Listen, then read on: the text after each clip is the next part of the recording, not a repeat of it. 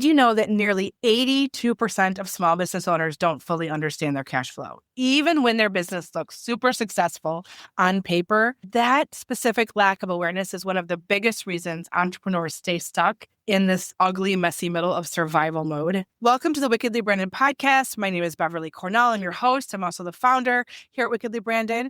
And today I am joined by Jen Fizer. She's the CEO of MKB and Company, a financial strategy firm helping service-based and blue-collar business owners step into real financial clarity. And Jen is not just a numbers person. She has a very interesting background.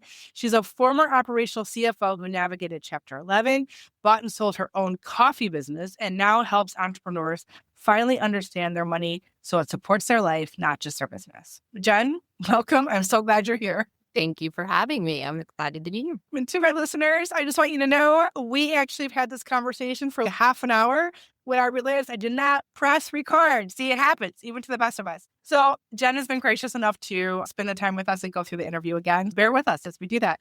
I am so excited to talk to you, Jen, because you have such a varied background. Like, I was looking at your LinkedIn profile and you have a bachelor's degree in agriculture. You are a certified arborist, like a tree person, right? Yeah. And you have worked for a farm and you've owned a coffee shop and now you're a CFO business.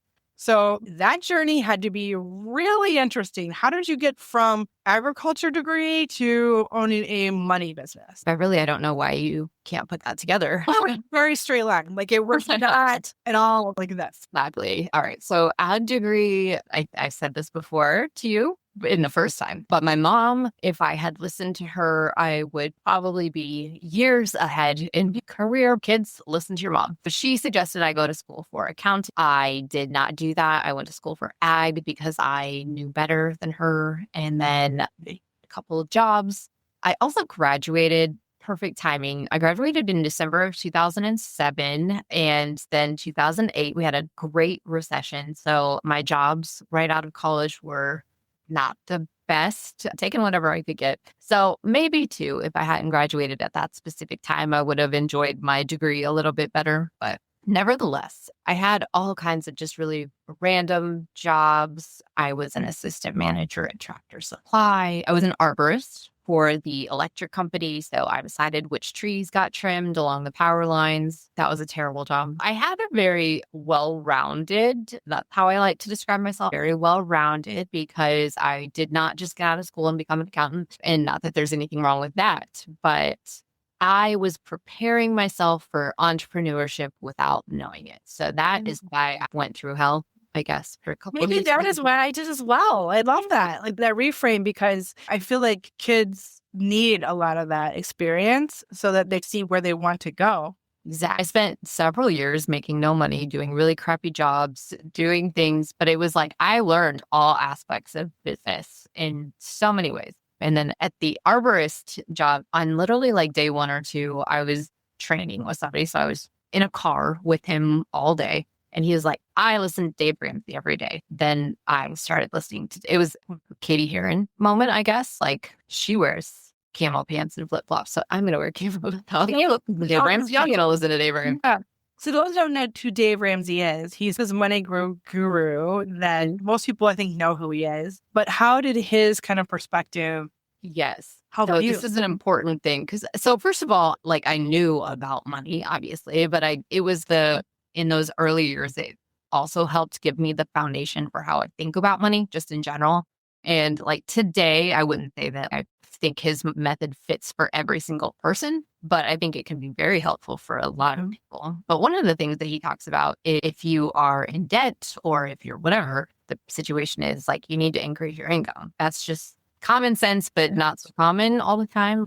You need to figure out a way to make more money. And one of the ways he was always thinking about or talking about was by owning a business. And at that time, I was like an arborist. So I'm like, I have no desire to do this as a business. But it just started, I guess what it probably did was make me start looking for opportunities in places that I wouldn't have normally. So like literally in all of my free time, I was just always writing down any random business idea that I might have. And at that time, I also, like, if we talk about my journey, like, we can go into all kinds of facets, but I also didn't really have the confidence to think that I could own a business, or like, I didn't want to do thought that I didn't want to do sales. That was definitely not my personality type at that time. And so, like, the thought of opening a business was also scary to me because I'm like, I don't know that I could just reach out to people and start like offering whatever service I thought that I may or may not be able to do. That was also, and it was not pre-internet. That makes me sound ancient, but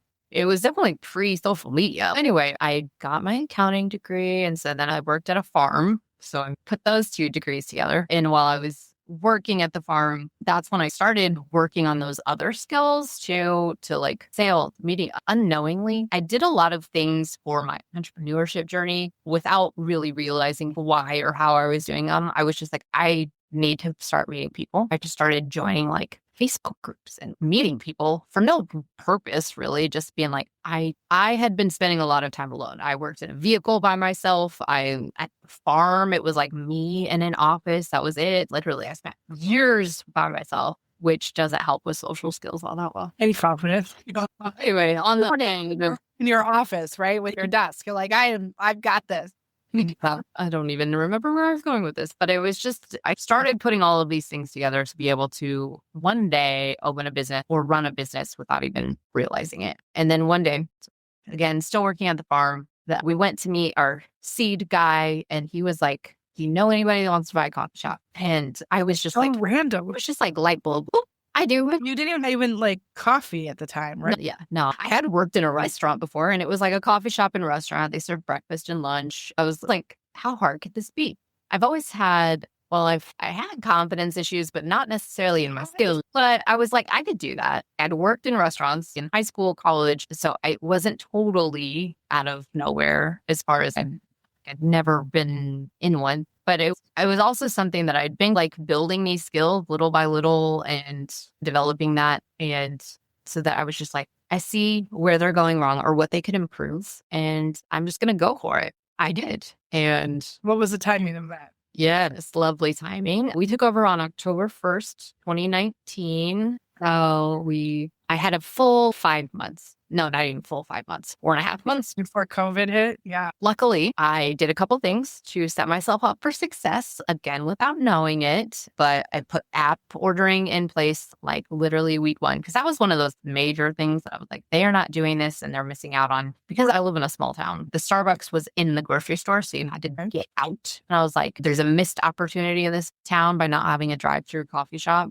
Even though I didn't drink coffee, I don't know. But I was like, the next best thing, because there wasn't room for a drive-through there. Ordering online and food delivery really didn't become a thing. We're like on the precipice of that huge trend. Thankfully, I had done that early on. So when COVID hit, first of all, I think there was like wait lists to get on DoorDash and the different ordering apps, because they suddenly had such an influx of people that wanted on them. If I had waited, we wouldn't have been able to, like, day one, be able to take orders that way. We talked about this as diversification of profit or money opportunities is huge. And you have to always be thinking of how can I use tech, or how can I use this to bring in additional income? And when we talked before, I had said one of my clients, we had been planning for a year for this local delivery service it's a natural pet food store. So dog and cat food and supplies and things like that. And a year, because we had to get the van wrapped and to buy the van and to get insurance. There was just a lot of steps. We have finally launched like February 28th or something like that of COVID, like literally 2 weeks before the world ended. And she ended up doing far more money in local delivery than in the store. She ended up turning her store into a warehouse and just shipping everything out. And it like totally changed her business, but it also like kept her business very successful during a time when many businesses were struggling. Yeah. So you doing this app probably did the same thing for you as well. What were the results of that? Hey, I know you're listening today because you're ready to take your business and your brand to the next level. But if you're being honest with yourself, maybe even feeling a little bit lost, but you've got this big vision and you know that you're meant to make a bigger impact. But sometimes it's so hard to know where to start and which direction to take. Does that sound familiar? You're not alone. So many purpose-driven entrepreneurs feel the exact same way as you. That's why I created the Clarity Quiz, a simple tool that helps you get to the heart of what's holding you back and shows you where you need to focus next. No more second guessing, no more spinning the wheels, just clear, actionable insights that give you the confidence to move forward, that next best step. Taking the quiz will give you a deeper understanding of your brand's true potential and what's standing in your way. And the best part, it only takes like 3 minutes, but the results, they could transform the way you approach your business and brand forever. So if you're ready to stop feeling overwhelmed and you want to start showing up with purpose and clarity, go to wickedlybranded.com and take the quiz now. Yeah, so first of all, we did not have to shut down. And so, luckily, I was in a county. So we were like shut down. We couldn't have customers in the store for 7 weeks. I want to say March 17th to May 5th. Thankfully, we had all of that in place. So really the only thing we had to change was instead of people coming in to pick up their stuff, we were just taking it out to the curb.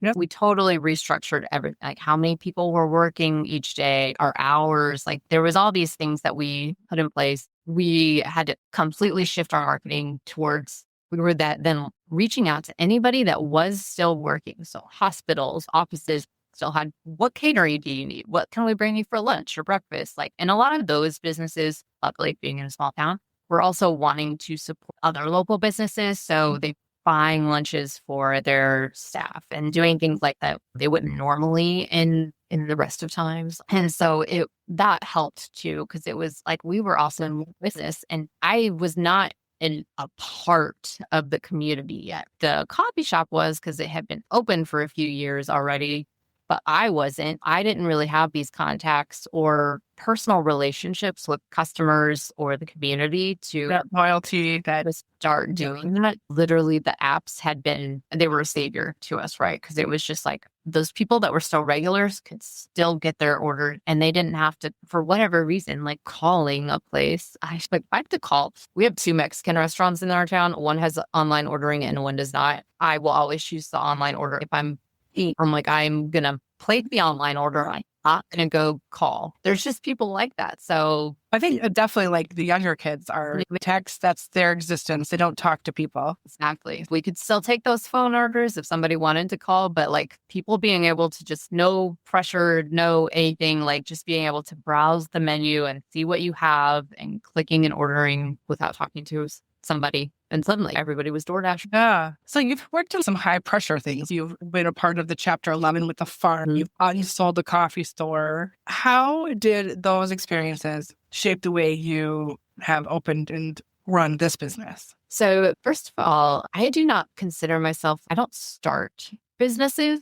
I buy them. I think there are some benefits to doing that. Or I did not start and if I had started a coffee shop in October of 2019, it would have probably failed immediately. But buying something that's already existing and has a client base is my skill set, is what I think.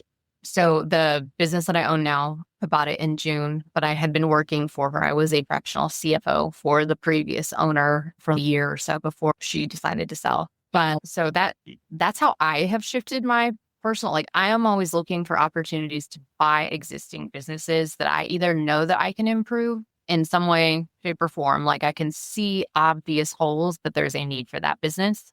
Marketing correctly, there's something that they're not doing right, but the business idea itself is good, or they're already profitable. I have learned that I actually would be willing to spend more money on a business that's already cash flow making money than trying to fix. But you probably have more money to be able to do that now, whereas at the beginning, you don't always have that initial capital. Sometimes you have to put in your like labor and effort to turn something around. And then once you do that and you build it, then you can grow into buying actual profitable businesses then. Like you don't have to go through all of that pain. But sometimes I feel like the pain is just, it's necessary. Don't start off. It's hard to start off with success off the bat. I think that's like a false narrative that we're taught in some way. Like you hear these incredible stories of Michael Jordan or Bill Gates or somebody who's just in crazy top of their profession. You think it's somehow easy. Like they started in the garage and they just became famous, or he just started off on playing street ball and he became famous. It became the best at what they do. But no, they worked hard at hours and they failed probably multiple times. Like Michael Jordan talks about how many shots he missed to be the one that has the most shots ever kind of thing. This idea that you're just instantly successful, I think is like easy. And failure is such an important piece. It have to mean failure, my business closes, I'm bankrupt. That's not failure. It is failure, but it's not the failure that you need. Like some things, it's just, I'm going to try this. And if it doesn't work, and I like some people would look at selling a business or closing a business as failure. And it's not. If you take what you learned, like what is it that made you want to sell, or what is it that made you need to close, and then you use that for good. I'm going to win that the next time. You just close and you're like, oh, I tried that. It didn't work. I'm never doing that again. I would not. But I think even entrepreneurship is like the ultimate graduate program. Right. Like you learn so much about yourself, any doubts you have, any issues you have. It's like when you get married and have kids, like anything you have all of a sudden is like a mirror. You have to deal with some of that stuff. Right. I firmly believe, and I have another friend of mine he does a lot of work with retailers, like brick and mortar retailers. He does a lot of coaching with them. And he talks about how people who own a business are like 1% of the world. You're doing something that 1% of people aren't even able to do or scared to do or whatever. So even if you fail at that 1% thing, you're in a league. There's people who don't even know how to do it. So you should never take it as a failure because there's not a lot of people who do it, first of all, but it is an on-the-job training program, like the 100th degree, and you literally have to figure everything out. And for you wanted to be a business owner. I never wanted to be a business owner. I was a VP of marketing for a tech company in Detroit, and I loved my job, and we grew from $1 million to $10 million in 3 years. But I also saw how much work, how much sacrifice, how hard it was to get to that place, and how the team worked and what it took to build that. And I was under no false pretenses about how much work it took to make your own business. And so when I married my active duty Army soldier and had to take my career on the road and be as mobile as him, all of a sudden I was freelancing and I was like, I'm never going to have a team. I don't want to babysit people. I don't have time for that. I'm just going to do this couple of clients. But what happens if you do stuff well, which I had to figure everything out. And if it is, so you talk about COVID was like pre-DoorDash, all that. I started my business in 2011, which is pre-remote work, just the start of remote work. I had to figure out that. I had to figure out so many things, but you learn so much about the business, leadership. Before I knew it, I had a team. My first hire was a bookkeeper and a CPA. You'll be proud of me, Jen. But you learn so much in that process. And the thing that I think that I see so much with our clients, there's a lot of mindset issues around being an entrepreneur and that we carry from our childhood. We carry from the world around us. Especially in those early years too. Business takes, it's not, if anybody tells you like day one, oh yeah, we opened the door and all the clients came and everything was fine, like they're probably lying to you. There can be a lot of disagreements around how to spend money. And I think even as I have my own business separate from my husband's career, whatever I do in my business affects my family. So it is part of my business tangentially to what I do. And I show him my plans and forecasts for the year, and he's the board of directors because I have to make sure that he's on board because I am working more hours or I am going to be traveling or he needs to know why. So this idea of money mindset, I feel like is one of the largest kind of blockers to a lot of our clients. And that makes them, specifically, I work with mostly women. So my consultants, coaches, and creatives. So my clientele has its own societal pressures of how women show up as far as pricing and all kinds of things. But raising prices can be challenging. Being profitable can be challenging. You can make a lot of money, but you can be not profitable. There's all these things that can happen. And I just feel like this mindset issue is such a big deal for so many business owners. I know that I've come a long way. I've been in business for 15 years. In the very beginning, I barely even looked at my books. Now I want to forecast my books because I want to grow or scale or whatever.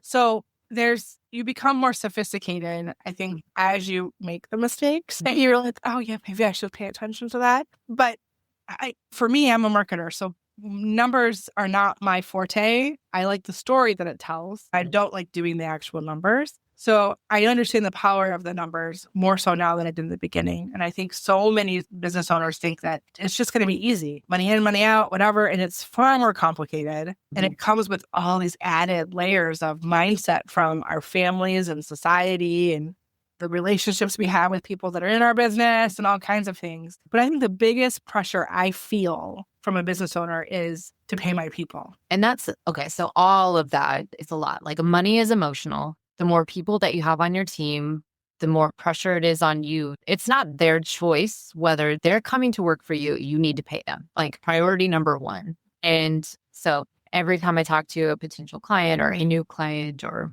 an existing client that I've had for 50 years, it's like, suddenly I want to grow. I always ask, do you want to be managing people? Do you want to be responsible for more people? They are putting their trust in you. You're going to pay them for the work that they are doing. There's a lot of pressure that comes along with that, but it also changes your job. You own a marketing agency. You may be doing some marketing. I'm not saying that you're not completely, but your role is probably much different today than it was 15 years ago when you were the only person. You're probably doing less of the actual marketing for your clients than you ever thought that you might be, but you're suddenly managing all of these people doing the marketing. So literally, I've been trying to work myself out of the business completely. Yeah. That's my goal. I get to choose where I step in and do what I want to do and what makes me happy and gets excited and is the thing that I think I do the best. And everything else, I'm either a vendor, automating, team, process, whatever. That's an important thing too, because I have a lot of clients that want that too. They want to work themselves out of their job. And I think we should all want that at some point in our lives, right? We don't want to work until we're 90, more than likely. But what happens, and I was actually talking to my assistant this morning about this, because what happened, and I saw this in the coffee shop. I would do this all the time because I owned the coffee shop, but I pretty much always had a full-time job or was doing something else. Yeah. I was like, to pay my bills, I needed more than just coffee shop income. So what I would do is I would put all these people and processes and things in place so the coffee shop would run really well. Like I would put a lot of time and energy into it for a short period of time. I would get it running the way that it needed to run. And then I would pull myself back and I would put this layer where I'm not involved. And so I had set it on this path, like we're going this way. And what would happen is every day or week that I was not involved, it would just like slightly. Yeah. Before I know it, I'm like a month or two later, I come back in and I'm like, wait, why are things being done this way? And they're like, oh, we decided to do it this way or whatever it might be. And I'm like, there's a reason that I wanted it done this way. And so it was like, I'd have to come back, spend some time kind of. Now it was not always that as much work each time I would come in next, but it's like, you can never really set it and forget it. Really. There's like checkpoints, right? Every time I hear somebody talking about, they're like, oh, I just want to have this business and I want to live in Costa Rica and never have to worry about it. It just makes me money. I'm like, that's a really idealistic way to look at it. And I'm not saying you can't, if you want your business to remain the way that you want, unless you have somebody identical. Yeah. Run things you can put in place. There are some systems you can put in place, some process you can put in place, but you have to audit that and you have to, like, just like the app thing, you have to anticipate what's going to happen in your industry and adjust. And it's never one and done. And that's the same thing with your brand too, Jen. You evolve as a business owner and a leader, and your brand evolves as that. And so you're never really done with your website. You're never really done with your marketing and branding. Like it's all very organic. Yeah, it's not just a check mark on a list. No, people would love that if that was the case, but it's not the case. Yeah, you totally What's right to me is that like when I was back in my days when I'm like dreaming of owning a business, but not really. First of all, I didn't even have a true business that I was trying to start, but I always would get hung up on, oh, what am I going to call this business? Or what's my logo going to look like? And people will use that as me include. I'm turning the guilty here and there. I'm like, they will use it as procrastination tools when you're starting a business. Like, oh, I can't sell to a customer yet. I don't have a logo. And the branding is very important. Marketing very important. But yeah, I'm a systems girl, so I need all the systems in place before I can do that thing. Yeah, we can get on our own way a lot. That is not just around marketing. It can be around anything that you can. I can get really good at cleaning my desk off when I'm supposed to be doing the hard things. So yes, that is part of entrepreneurship and ownership. So my CFO advice now would be like, make sure you can actually make money at whatever it is that you're wanting to do before you are designing look. I have evolved my business quite a bit, and I've had to test some of that. And it is challenging when you're testing the model to see if it works, right? And is it replicatable and is it profitable and all those things. And there are like growth years where you have to invest more so that you can grow later. There is some of that happens in business, like we talked about, is never linear. Your process is not going to be like, oh, from A to B, I'm going to do this thing. It's going to be perfect. And yeah, it usually is like A.5, back to A, then to B. Like it's not ever perfect, but you hope that the highs get you through some of the lows and you're prepared for some of that. You have a little bit of runway for some of that. One thing that kind of struck me as interesting, I love service-based businesses, specifically professionals like accountants and people like you, operations people, HR people. But you really focus on the blue collar businesses. Why is that audience especially important to you in your work? Why is that important? Okay, I feel like every time I answer a question, I'm like, there's layers to this that are more than what is what it is. So going back to 2020, so I was married to my husband, Jared, for 9 years, and he passed away in 2020. And he was a truck driver, but his dream had always been working construction. He liked to drive things. So he wanted to be like a heavy equipment operator. So after he died, his friends and family and we started a scholarship organization called Jennifer Fizer Foundation. And so we give scholarships to kids that are going into the trades, but we do a barbecue competition every year. Like I said, really random, all-encompassing answer here. But if you're near Kansas City, May 2nd is our barbecue this year. Hello. It's so much fun. We usually have 20 or 30 teams come, which results in a lot of food. So yeah, I bet. Yeah. $15 all you can eat food. That's how we advertise this. But to answer your question, I have a degree in ag, like the blue collar is just like fit in anyway. But then to go along with, he just have gotten even closer to the trades, and I'm very invested in their success, especially over the last 5-6 years. There's that weaving in. So the business before I bought it was called Mills Knows Bills. That's also why it's called MKB now. But she was also leaning towards blue collar. That was her getting raised. It worked well anyway. A natural synergy there, what we liked to work in. That's how I just kept that going. So I really enjoy the trades. I understand them. I know, like I speak their language and all of that. So that's how I ended up there. I feel like discernment matter so much because you're literally giving them your books, and people are really private about their financials and probably a little embarrassed and all the things. What's been one of the biggest marketing challenges for you related to that? We get that a lot too. Like a lot of people,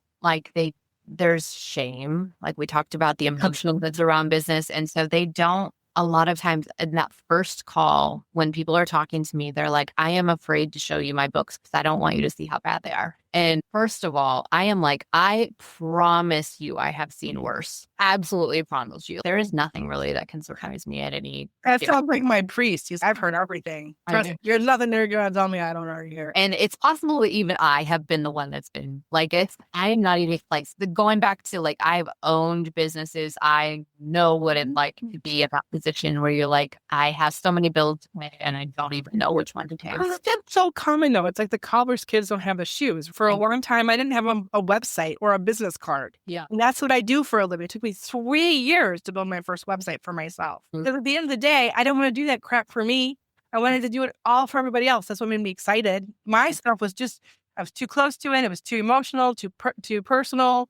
I think it's so common for solopreneurs to do that to themselves. For whatever reason, we work so hard for everyone else, we don't spend that time for ourselves. Mm-hmm. And then one day I figured, Jen, that I was going to have the Louis Vuittons of marketing. Like I was not going to be a cobbler with no shoes anymore. I was going to have the best shoes, the most expensive shoe to be the best case study for my clients. Because I'm like, I do this all the day. I know that I'm really good at this. I need to do this thing for myself. And then what I realized in the process is I don't want Louis Vuittons because that's not me. Like I have a hip injury. I can't walk in Louis Vuittons. It's the end of my life. I'd probably break an ankle. What I found though in all of this, and you probably have too in your rhythm and the way you come to your own work, is I found my favorite is a pair of ballet flats that are iridescent and super, super comfortable. So the iridescent matches everything. I can wear with anything and it still works. But that's how I feel at home in marketing for myself and how I want other people to feel in their marketing. To feel comfortable, not somebody that's not them. If you literally put your stuff in a shoebox, your receipts in a shoebox, which still happens, I'm assuming, right? Well, I got mailed some receipts the other day. Right. And there's always things that can scan it now and whatever. But if that's what's comfortable for you, you have to help them be comfortable in that, I'm assuming, so that they don't have as much shame and embarrassment. Or I feel like money is a thing that we're supposed to all know about, but we don't always learn about it. I took accounting classes. I have an associate's degree in business administration. I did accounting before there was computers. So it was literally a ledger you had to write in. And if you made one mistake, guess what you had to do? Yeah. And that's why I don't like accounting, because I literally have PTSD from the ledger sheet. But the thing is that you have to, I know what I do. I meet them where they are. I feel like you have to meet them exactly where they are, and it's okay. But the thing that I'm really proud of my clients for is that you realize you're not meant to build this alone. There's people who live and breathe the stuff that can help you and save you so much stress and anxiety around these decisions that you have to make. So I'm imagining it's similar for you. And it's like you said, there's a lot of shame. So I come into calls and people are like, I don't even want to tell you what's going on. Just so much, or they think they want to trickle it. And I have been there, right? Like I've worked for companies that have no money. Generally, if somebody is coming to me and they're like, I just have so much money, I don't know what to do with it. I'm like, what are you talking to me for? Like, why do you need help? This seems like a big problem. I work with clients that are routine, and it's not so much that they're not profitable necessarily, but it's like there's cash flow timing issues. And it's like they're making money, but they don't know there's no money in the bank. On paper, they're making money, but it's like the timing of it, right? Like they're having to do work before they get paid, and they're constantly having to front the money. And so they feel dumb, like they have made some mistakes. And I'm like, hey, it's not your fault, right? It's not your fault. You're set up in a system. If you're working for like commercial clients, they're going to pay you on net 30, net 60, but you have to buy all this stuff and people. So it's set up in a way that you as the service provider are not set up to win. And so it's just like reframing some things, working on knowing, like projecting out so you know what's coming down the pipe, so you know how much money you need in the bank. Yeah. Because that's the other thing too. Like on a general, I would say most business owners or people in general, they're like, check their bank account and they're like, oh, I have the money for it, I'm going to buy it. But they haven't projected out to know what expenses are. Things like 13-week cash flow projections are not something that's ever even crossed their mind. Absolutely. That's where I come in. I can give you some more tools, and I can give you advice on who you should be paying or who you should not be, who you can push. Like, how can you get receivables paid faster? All of these things that are just like, I know it because I've been around it so much, and it's just second nature to me. But I wouldn't expect anybody that's not been in finance to know any of these things. I feel the same way. There's not things they're going to know from a marketing perspective. Like, you shouldn't. Your passion, your energy, the skill set you have is what you should be spending. Yeah, it's not the best use of your time learning those things. Or having the PTSD around those ledgers. So. Yeah. Okay, so I alluded to it, but I'm curious. I have a wand, and I'm curious if I could wave my magic wand today, the marketing magic wand today, and solve one marketing challenge for you. What would that be? What's the thing you're struggling with right now? From my perspective, it's not an introduction problem. It's not like an inflow problem, but getting people to want to spend the money on spending money. Ironic. I can help you, but it's also like they're generally in a position where they're so tight on finances, they feel like they can't afford it. And do you think that most people come to you when they're desperate? Are they? I'm generally like, I don't know how I'm going to make payroll tomorrow. That would be really nice if they came to you sooner, right? Like before a week. Right. Yeah. I feel like and this is interesting, but I feel like the testimonials from your clients are huge. Like, when you use your testimonials, like the results that you've gotten, and them saying to you out loud, I wish I would come to her a year ago. Those kinds of statements of having somebody else talk about the value of what you offer could be very powerful. Social proof is just powerful anyway. But in this case, I feel like because there is such discernment and like almost fear around money partners like you, that having that social proof is just incredibly powerful to help knock down some objections. I know you're redoing your website. I don't know if you've got strong social proof, if you've got videos, things like that, but the more it can be like a video and like human, the better it could be. That's good. I hadn't thought about videos. Yeah. Thing that I do with our services, everything we do is Zoom. We meet with our clients, we do Zoom meetings and stuff. Is at the end of every Zoom meeting of every service that we offer. I don't know what your path is because I couldn't see your website, so I can't give you a little bit more specifics. But like for us, we have 3 levels of service. And at the end of every level of that service, we have a wrap-up call, whatever it looks like. And at the end of that call, I just say, like, how was this experience for you? And I just ask them questions. I don't tell them it's a testimonial until after they've answered the questions. And then I say, may I use this video on my website as a testimonial? They're like, yeah. And so they're not like weird about it because they've just been having a conversation with me and it's super natural. And I'm asking them exactly the things I want them to say to help with those objections. So what made you come to us? What would have happened if you come to us like a year before that? Those kinds of questions to get exactly what you want to have with the objection or the challenge you're having with when people come to you. Mm-hmm. ROI obviously is huge. So somehow equating it to what it's done for their books, what it's done for their financial freedom. So yeah, if you can somehow get it recorded on Zoom, do a little bit of light editing, put it into a video, put it on your website, put it on a YouTube channel, use that in your marketing, put it in your email newsletters, put it in social. Like those sell for you far more than anything you could possibly ever do. For a service like yours, I feel like it needs to be the people talking about what you do and why you're awesome. I love that. Thank you. Awesome. I love it too.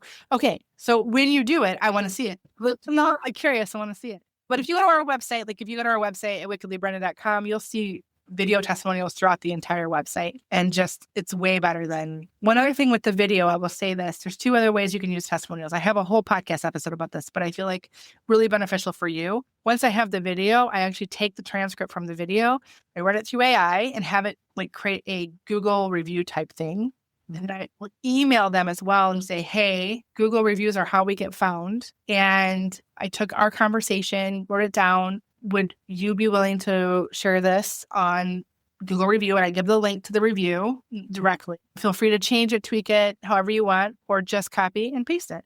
And 99.5% of the time, they copy paste it and they just do it. And it's super easy because I literally read it, click the link, copy, paste. It takes them 2 seconds. I've done all the heavy lifting to get them to leave that review. And then I take those reviews, put them in a document all together, run those through AI, and get some talking points about your business as your hooks. Use those as your, testimonials are freaking gold, you guys. There's so much you can do with a testimonial that don't not do that. It's the thing that I think everybody should be doing. There's just so much you can do. And there is a whole episode on my podcast about testimonials and how you can reuse them and repurpose them and all the ways. On top of that, they're great confidence boosters when you're feeling crappy about yourself. Read those testimonials to help boost you. We all need a cheerleading squad, and that can be your cheerleading squad when you're all alone in your office by yourself and feeling, oh no, they can really help you in those moments as well.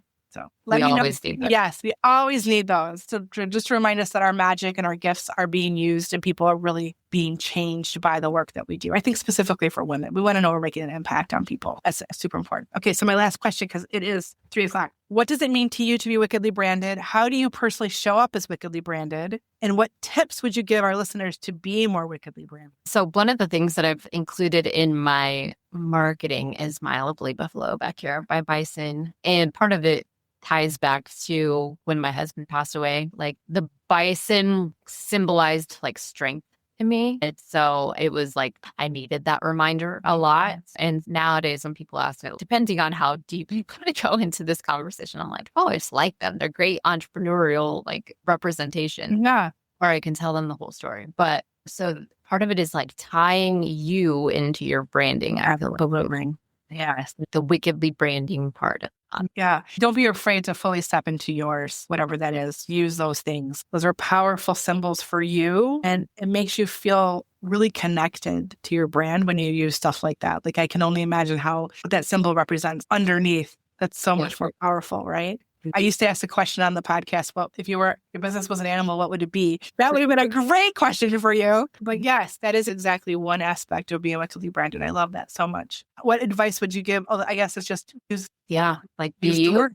Yeah. People want to, you can't be anybody else. So be yourself, and that will attract the people that you want to work with, and take it or leave it. Like Just be you. Yes, that's beautiful. Okay, so how can listeners find you? I know your website's under construction, so have It is coming back very soon. So by the time this airs, it'll probably that's not going to be an issue. They'll be like, why? BCFO.com is our website, or it's going to be our website. We're moving from millsknowsbills.com. But email jen@mkbcfo.com. We're on Instagram, Facebook, TikTok, YouTube, all of the different places. We connected through LinkedIn. So yeah, all of the marketing chain. Probably not all of them. I'm sure we're missing a few, but all the major ones covered. So find us wherever it is that you scroll. Yeah, for sure. I love that. Thank you so much, Jen, for spending your time with me today. Thank you for your patience as we had to re-record that part of it. I really appreciate your time and your story. It's always good to hear like the things that I experience are not alone. Like the way I've had to come to terms with my money situation is not like you're not alone. There's so many people who have experienced the same kind of evolution along the way. So I hope to my listeners that today's episode lit a little bit of a fire under you, gave you some new ideas, and most of all, inspired you to take some small action around your money or your marketing. Because here's what I know, your message matters, your work matters, and the world needs to hear more what you have to say. And being in a good financial position will give you more power to have more impact. So I know that marketing isn't just about visibility, it's about the impact that you create. It's about connecting with the right people in a way that feels completely true to you and in the way that you can show up. Jen said, like, only do you. Like, there's nobody else, so do you. So keep showing up, keep sharing your brilliance, and keep making magic in the world. And if you ever feel stuck, know that you don't have to do it alone. There's people like Jen who can help you, and we're here to help you turn your spark into a wildfire. But until next time, I dare you to be wickedly branded. Wow, what an incredible conversation we just had. I hope that this episode lit a little bit of a fire under you to finally bring your brand to life in a way that feels true to you. Remember, clarity is the spark, but activation is that fire and flame that keeps your message and your visuals and your strategy aligned, and the confidence that follows. So does that lovely thing called momentum that you've been waiting for. So if today's episode, if you loved it, make sure you are subscribed to the Wickedly Branded Marketing Podcast so you never miss an insight or a conversation. Until next time, dare to be wickedly branded.